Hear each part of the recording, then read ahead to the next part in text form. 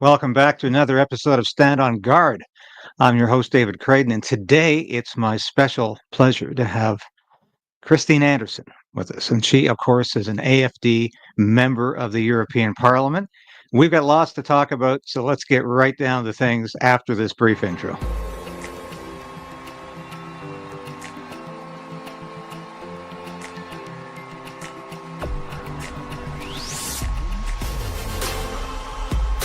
We need political change, but we also need to resolve to resist.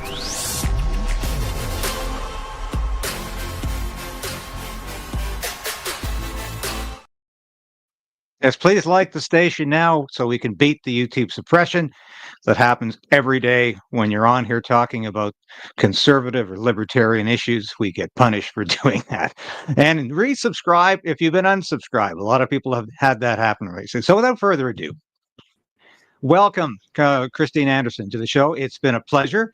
And I don't know if you noticed in my intro, there was a brief scene there of your appearance in Ottawa. I guess it was over 18 months ago now, or close, Yeah, no, 14 months ago. Yeah.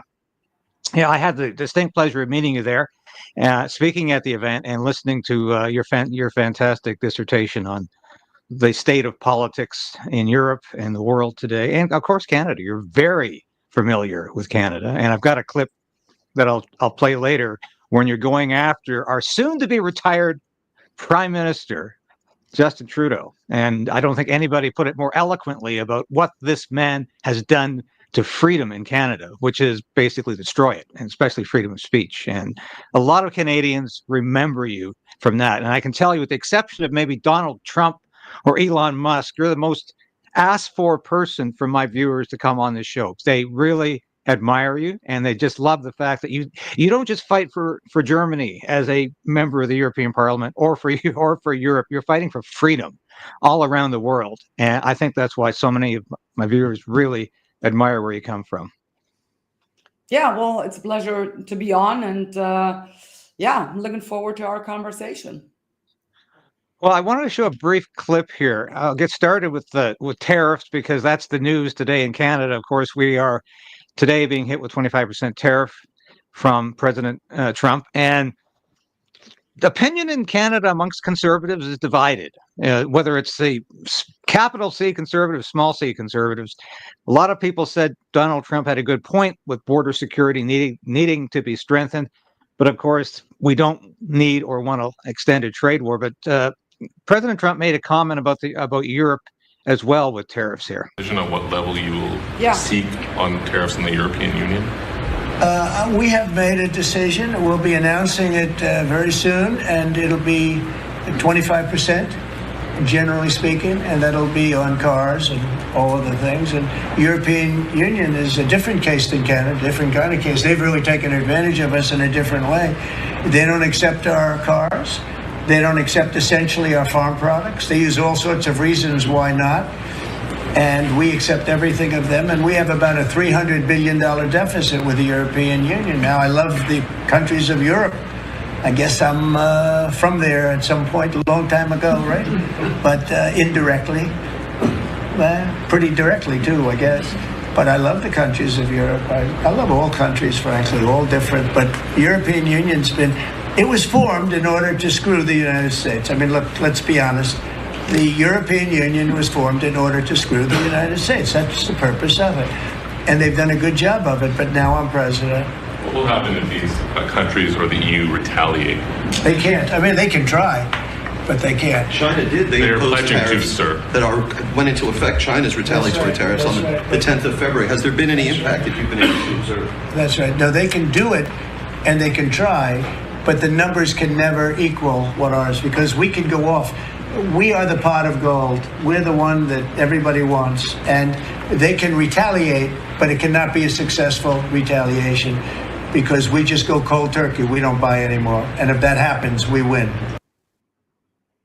So I'm curious here. Do you think the tariff is being? The connection was lost. Yes. Oh, sorry, was it? Okay, you're back now, though. So President Trump was saying he's. Yeah, okay. Now I can hear you. Oh, Now you're okay. Sorry frozen about that. again. I'm not seeing any indications of problem here. Are you receiving me? Hello? Something's not working. Something's not working. Okay, I'm No. seeing you. You're not hearing me. You're not hearing me at all? Because Something is not working. Something is not working with the connection. You're frozen and I can't hear you. You come in and out. all right, let me try to just get off here. 1, 2. Okay, is that any better? Yeah, you're moving and I can hear you. Okay, I'm moving and you can. Okay, well, we can hear you fine.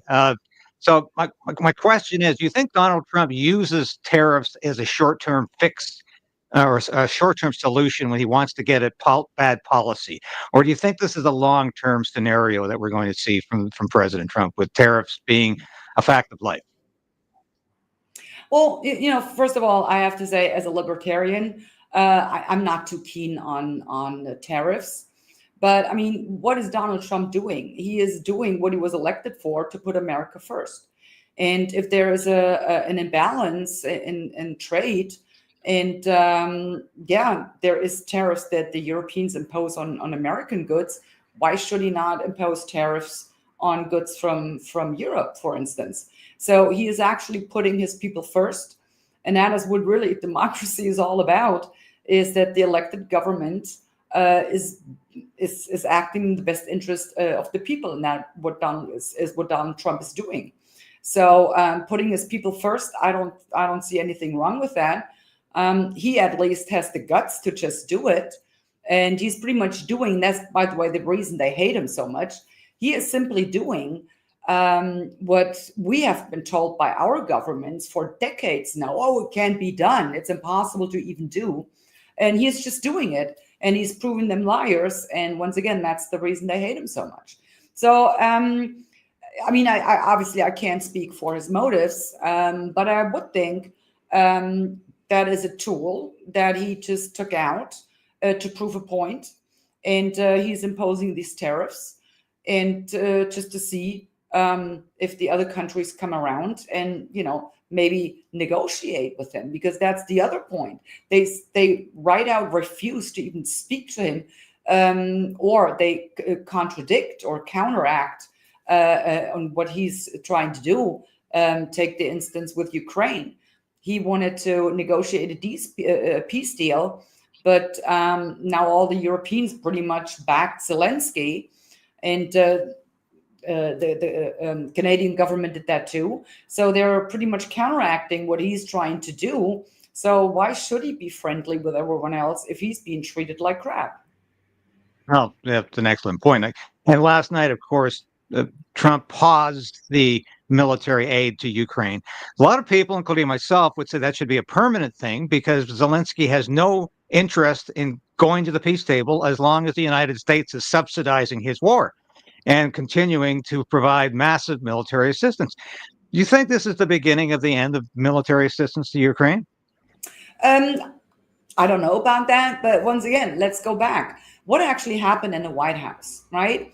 I mean, the left side and the mainstream media, they're all convinced that, J.D. Vance and Donald Trump pretty much ganged up on him and even tricked him, into that whole situation. I don't think that was the case. And I watched the entire, I think it was 49 minutes. I watched the entire thing. And as you go through, they were rather amicable with each other. I mean, Donald Trump, he was even joking around with them. So it was a rather relaxed conversation. It began to become difficult when actually Zelensky was repeatedly speaking about the fact that he would not don't want a ceasefire. He wouldn't accept the ceasefire. as being like a first step to then negotiate a peace deal. He kept, to a certain degree, understandable. He kept calling President Putin names. He called him killer. He called him terrorist. So if you are really interested in getting a peace deal and restoring peace, maybe the first step is to at least publicly stop calling your adversary pretty much every name in the book. Zelensky, however, did not do that. And what was also clear, he was speaking about, you might remember, he always used the term, what he wants is a just and lasting peace. So what exactly does just and lasting peace mean? Well, I think it means he only will accept a peace deal if his conditions are met. And he still thinks that he could restore Ukraine to the situation back in 22. Well, he has the right to do that, of course. The thing is this, however, once Putin invaded Ukraine, which is an absolute no-go. I mean, my party takes sovereign nations and the sovereignty of a nation very seriously, and you do not invade another nation. And you, first of all, you do not do it with military means. Putin did that, yes, and he was in the wrong by doing so. But the point is this: had there been a negotiation back then when it happened, let's say March, April, May, June, July, maybe even the end of 22, there might have been a good chance that, because no one knew exactly how it was going, there might have been a good chance that a peace deal could have been achieved, and, restoring it to the status quo of the beginning of 22. But now we are 3 years into this whole war. And it's not looking like that Ukraine is going to win this war. It's impossible, to be quite frank. And so why should Putin now surrender any territory? And Zelensky made that clear in that meeting in the Oval Office when he said there cannot be a peace deal with Ukraine surrendering any territory. Get with the program, I would say. Like I said, it's pretty difficult. And on top of that, if you look back at what the European nations did when this whole war started out, they were, praising the Ukrainian people and Zelensky for their bravery. And yes, of course, we will stand with you and support you. Well, in the case of the German government, what did they do? They sent 50 helmets. Seriously? 50 helmets? That is your kind of support you're giving to Ukraine. So like I said, they didn't act in the beginning, and now they think they can act and can produce all the weapons that we don't even have the industry anymore to be we don't have the energy for it either. So I mean, at this point, it's really a no-win situation for anyone. But going back to the conversation, Zelensky made it quite clear he is not interested in restoring peace.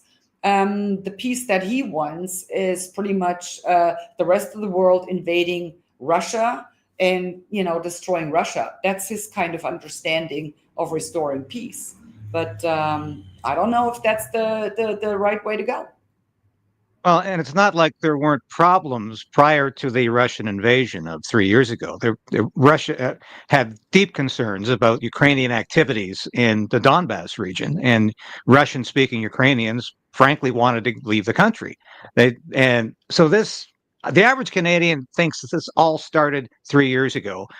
And when you take a deeper look at it, you realize it's not only centuries old in terms of historically the animosity that's existed, but the fact that Russia had concerns about the Donbass region. You don't have to go all the way back in history, God knows when. At the very late, this war did not start in February of 22. At the very latest, it started in November of 2014. And with the events on the Maidan. And you can even go back further to 2007. Timoshenko Remember the lady from Ukraine? She was elected president of Ukraine with a vast majority. She was so popular. However, Tymoshenko realized that she did not want, or her people, the Ukraine people, they did not want to join the EU. And that's when it all started. So they slapped her. I mean, they employed lawfare against her back then. So she was arrested on some kind of trump-up charges, whatever. Then they had presidential elections. And she was again elected by a vast majority of the Ukrainian people to be the president. They slapped her again with all kinds of trumped-up charges because she did not do as she was told by the globalitarian misanthropists, which is, hey, no, look, the Ukraine has to come into EU. And this has continued ever since. Escalated then in November 2014 with the events on the Maidan, where Ukrainian people, they were just shot left and right. Back then, we were told it was the so-called pro-Russian rebels. Nowadays, we know it wasn't Russians shooting these people. It was the Ukrainians themselves shooting at their own people. So this conflict pretty much was kind of flaring ever since then. And everything you saw after that, you had President Yanukovych. He also said, no, the negotiation talks with the EU. My people don't want to join EU, so we will freeze these negotiations. We're not going to discuss it at this point. And, yet again, that's when it brought about a regime change. And a president was installed that was in line with the globalitarian misanthropists. So it's like the Ukrainian people, to my understanding, have never really been asked. And if they were asked, they were just overlooked. And it was done, things were done against their will. And here we are today. Yes, yeah. You mentioned the so-called peace settlement or the negotiations the EU has been doing with this. And I had to laugh at UK Prime Minister Keir Starmer, who nobody's ever been able to tell me why he earned a knighthood, by the way, because it's beyond me how a lifetime bureaucrat becomes a sir. But here he is saying the European Union is not only going to undermine your policy and your peace plan, Mr. Trump, we're going to create our own. But guess what? The United States has to back it up because Great Britain can't fight a war with anybody. They have more admirals than they have warships right now. They have more horses in their army than tanks. So don't you think it's highly presumptuous of people like Keir Starmer and Emmanuel Macron to talk about taking the war to the Russians? But the United States has to back us up for that, please. It's not only presumptuous, it's ridiculous. It's really ridiculous. So as you said, so Zelensky was invited to the White House. And I mean, he had been propped up.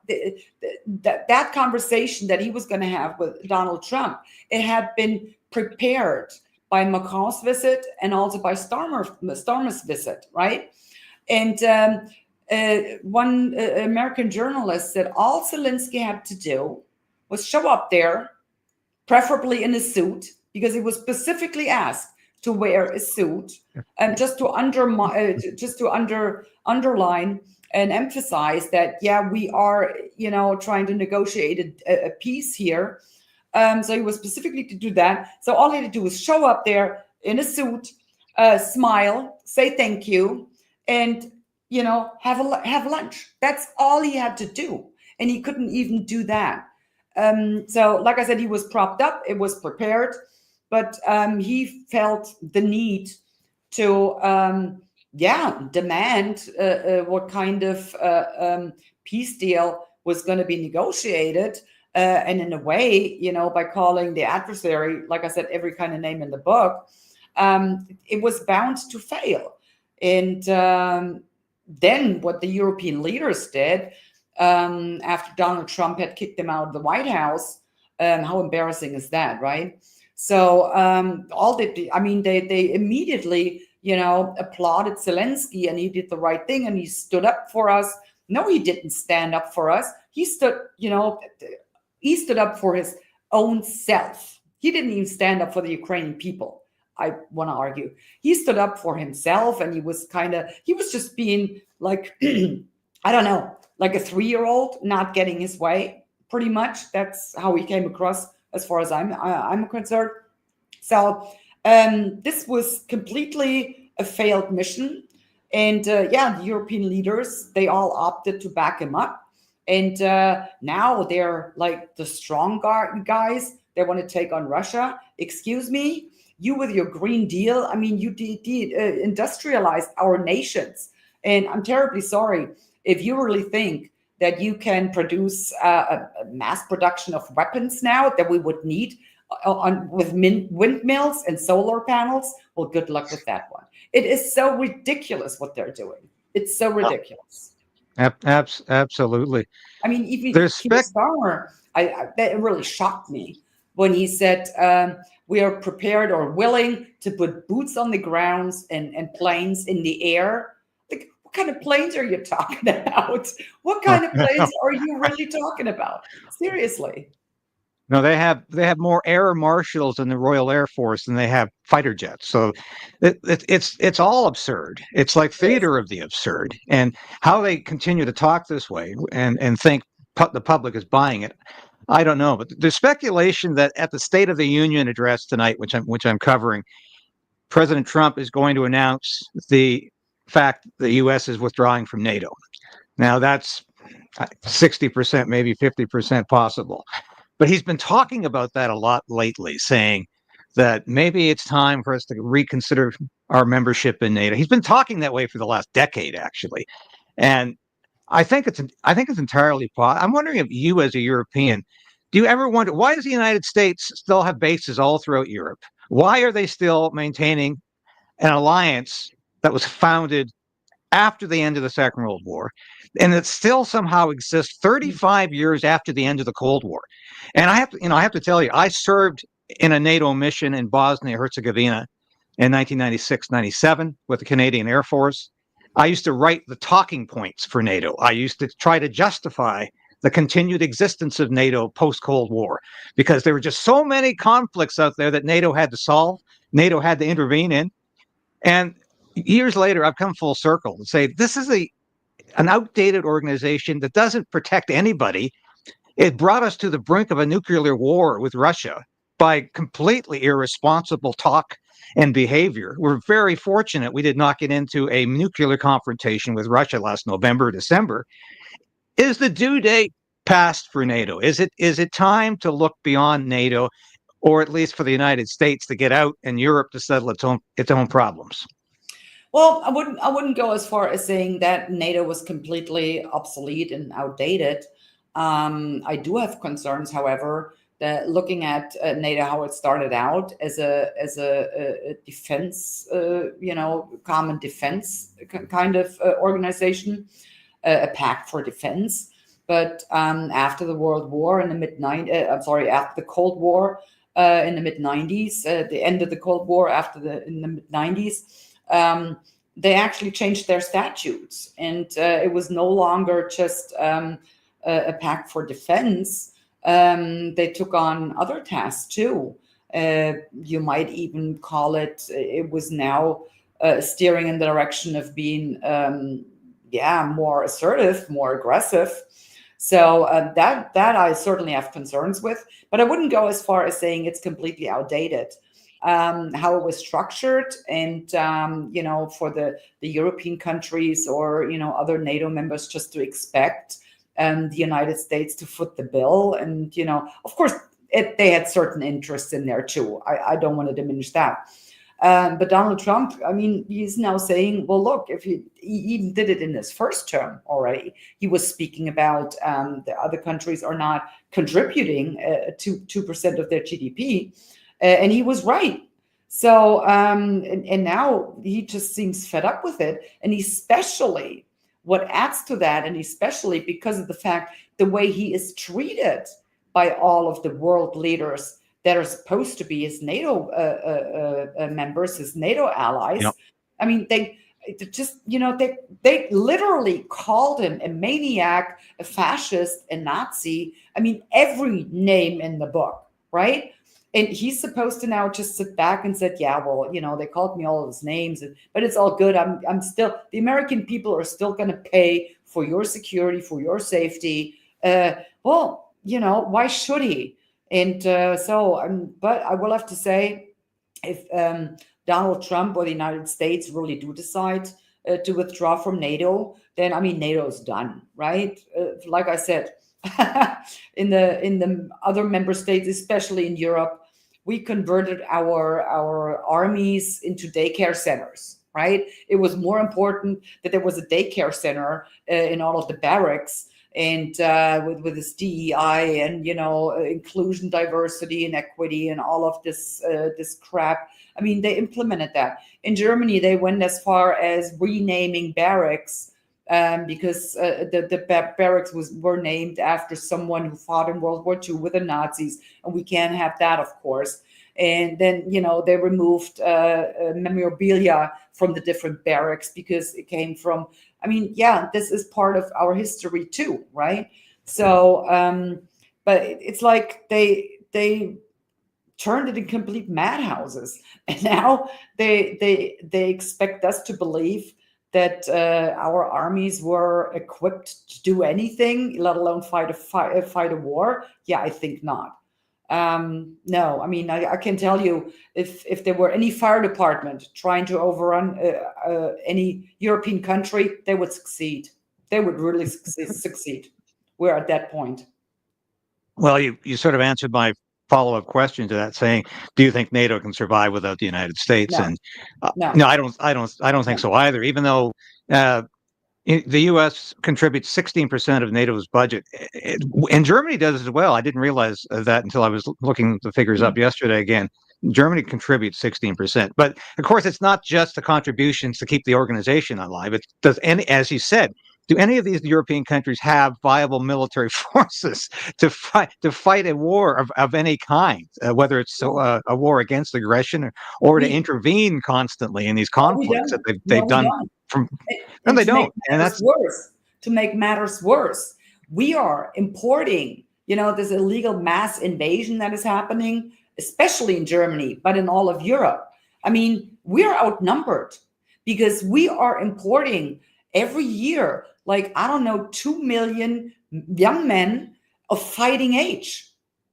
And just looking at the German army, we have now 200,000, right?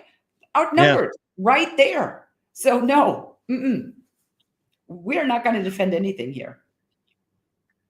And that's that's precisely the problem. I think that's why I find it just absolutely outrageous that European leaders think Trump is obliged to keep footing the bill for this, and it's incredible. But I want to turn now quickly to German politics, which I follow quite closely. And I guess my first question is, I was astounded. Probably shouldn't have been, but in the aftermath of the recent elections, where the Christian Democrats, which would be, I think, labeled a conservative party in name only, maybe, but there's the former conservative party. Yeah, they're supposed to be the conservative party. Instead of reaching out to the second place AFD, they go to the Social Democratic Party and beg for their support. What is wrong with this Friedrich Merz? Is he a globalist masquerading as some sort of small c conservative leader? That's actually a tough question to answer. I would even go further. He's an idiot, a complete idiot. Number one, even before the election took place, he completely ruled out that he was ever going to even speak to my party, right? So he ruled that out completely, thus pretty much limiting his options to all of the parties that have been in government and have horribly failed. So, how stupid can you actually be, to let everyone know beforehand, look, guys, don't worry, I'm not going to even speak to them. So whatever you want, whatever you say, I can only speak to you. I'm going to form a government with you. And they are, of course, and they know that. And they are now pretty much pressuring him into abolishing and everything that he had promised. Like he promised he was gonna close the border. Well, the very day after the election, he said no one ever said we were going to close any borders, because he knows that Social Democrats, they're not going to do that. And the Social Democrats know, what is he going to do? He can only form a government with us. So they are making the demands, right? They are dictating how this coalition, what this coalition is going to look like. And like I said, he is, that was politically idiocy what he did, but he considers himself to be smart. So I guess, whatever. But the point is also this. The Christian Democrats, they were in opposition the last 3 years before their government fell apart. And there was a coalition of the Social Democrats, the former Liberal Party, and the Green Party that failed. Interestingly enough, though, it failed the very same day after Donald Trump had just been elected. So we got the news here on November 6th, early in the morning, and the very same day in the evening, the German coalition, the government fell apart. So, but like I said, the Christian Democrats were now, the last 3 years, were in opposition, and they were out of opposition criticizing every single thing they themselves have implemented when they were in power for 16 years as the senior partner in the coalition. So what are they even talking about? So what actually happened in Germany? The citizens very clearly voted for political change, because when you take the Christian Democrats, assuming they would live up to their promises of closing the borders, restoring affordable energy, and so on, plus AFD, we have 53% of the votes, right? Which is a clear majority. So the citizens voted for political change, but they're not getting it. They're getting exact the same thing. Just, the Christian Democrats are now once again the senior partner in a coalition, but nothing has changed. And that kind of begs the question, in a democracy, the citizens, they have the right to elect change if they didn't like what the government, or if they don't like what the government is doing. But if you can't affect change anymore via elections, is it a democracy still? That's the question here. Yes, it does. And of course, the Social Democratic Party has a record of failure going way back to the Weimar Republic, where it was a totally useless governing party in those days. But you say the people are not getting, they're voting for one thing, not getting it. Is Europe waking up to the realization that mass immigration has been catastrophic? This is an issue you have fought for, and you've been misrepresented on it, including from Canadian politicians who call themselves conservatives. And I really, really raises my ire when I hear them talk that way. But are Europeans waking up to the fact that mass immigration has been devastating for the continent? Not in the numbers that would be necessary to actually do affect change. Just looking at Germany, right? This started years ago. So you might remember the New Year's Eve night in 2015 in Cologne. There were 1,000 of these so-called asylum seekers showing up in Cologne, and they were sexually abusing hundreds of women, and no one could do a damn thing about it. And then in the aftermath of that, that didn't only happen in Cologne, by the way. In the aftermath of that, we were then actually discussing safe spaces for women. So they had these public rooms that women could seek refuge. Women could seek refuge in if they, felt attacked or harassed or sexually abused. This is what we're talking about. We're talking about, having separate carriages on trains so women can travel safely. This is really what we're talking about. Are you freaking kidding me? What we're doing is, in fact, we're establishing and implementing the sexual apartheid that is a lived reality in the Muslim countries. That is what we're implementing in Germany, pretty much. To top that off, or on top of that, It's we're talking about, you're pretty sure you have heard about all of these terrorist attacks, cars just plowing into crowds. No, it's actually mostly asylum seekers, plowing cars into crowds. We're talking gang rapes, right? There is 2 gang rapes every single day in Germany at this point, every single day. And that is not counting the rapes, where it's only one perpetrator. We're talking about these random knife attacks. They're no longer happening on an hourly basis, on a daily basis. They are happening on an hourly basis. Every single day, we have 13, 14, 15, 16 random knife attacks. We are no longer living a safe life or living in a secure country, right? That is just what it has come to. And are the people waking up to that? They're beginning to wake up to this. But to actually call for closed borders, apparently that makes you a Nazi. If you want, the outer borders, which are there to protect the people that live inside that country so they can move around freely and feel safe. If you tear these borders down, guess what you will do? You will erect all kinds of small borders within your country. And that's what we're doing. We're barricading our Christmas markets off, right? Yes. You have all these security measures now. When we have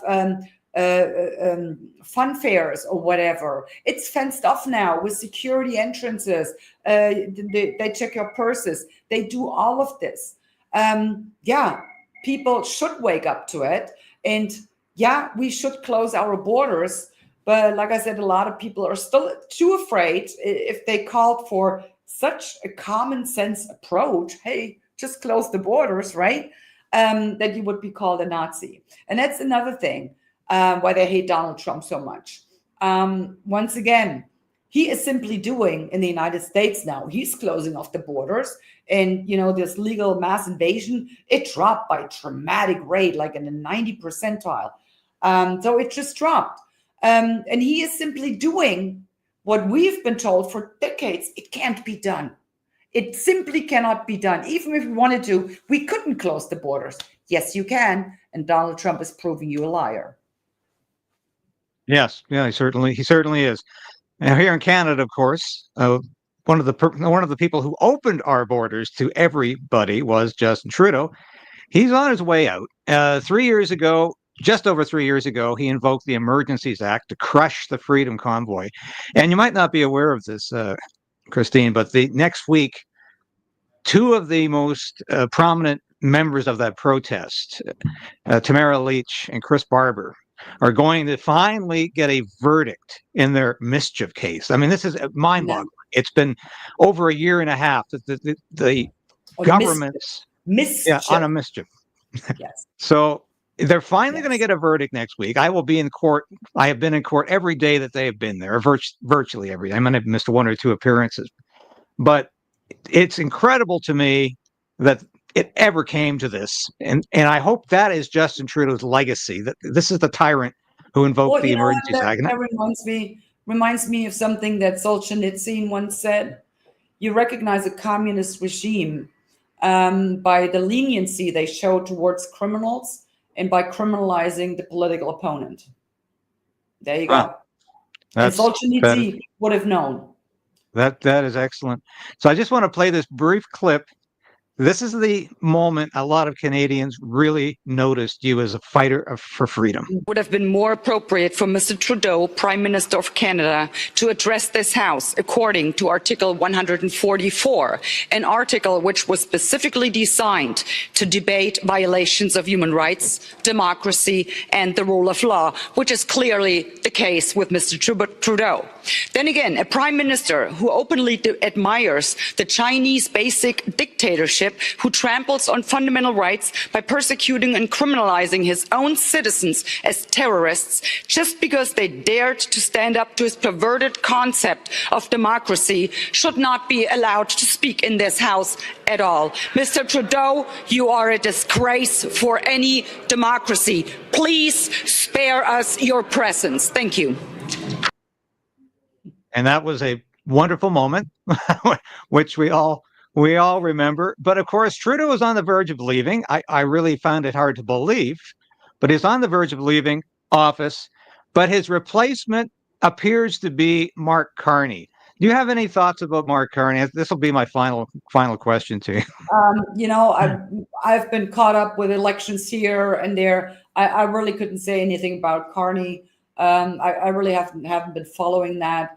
I heard a few things that I didn't think were too great, but I really can't speak on him. Okay, yeah, he is as much a globalist as Trudeau ever was, and is a huge fan of net zero, which he continues, which is of course has destroyed the European economy, and has destroyed the Canadian economy. So I think his. Oh, okay. Anyway, that's probably good. I've taken up enough of your time today. Thank you so much for joining me. This has been a very stimulating conversation, and Canadians, believe me, thank you for your courage and your common sense and the fact that you're not afraid to speak your mind. And I want to apologize for conservatives, not small c, but capital C conservatives, who didn't think members of parliament from his party should meet with you. And I am never going to forget that. And Mr. Poilievre was dead wrong. He doesn't understand where you come from, and he doesn't get it. And that's unfortunate. But I hope the next time you come to Canada, you can meet with more like-minded members of parliament, because believe me, it's inspirational for all of us. Thank you so much, and I hope to do so, yes. Thank you again for joining me, and I hope we can talk again. So do I. Thank you. Bye-bye. And that, of course, is Christine Anderson, the AFD Member of Parliament for the European Union. And it's always a fantastic person to talk to. And I really want to thank her for being on the show today. And everybody who watched, please continue to watch. I've got Maxime Bernier on the show tomorrow. We will be talking about a lot of things, including the Conservative Party of Canada and its continued support to stand with Ukraine till the end. What end are they talking about? The end, a couple of months ago, that end could have been nuclear oblivion. But thank God that hasn't come to pass. I'll be right back with concluding remarks.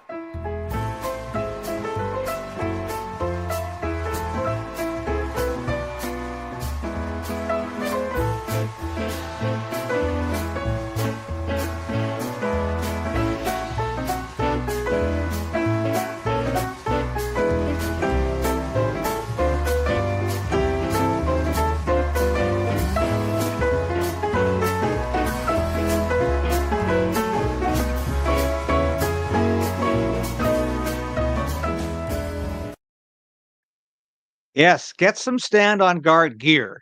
Come on out for 10 o'clock next Wednesday, March the 12th, Ottawa Provincial Courthouse on Elgin Street. Come out and support Tamara Leach and Chris Barber. Do that.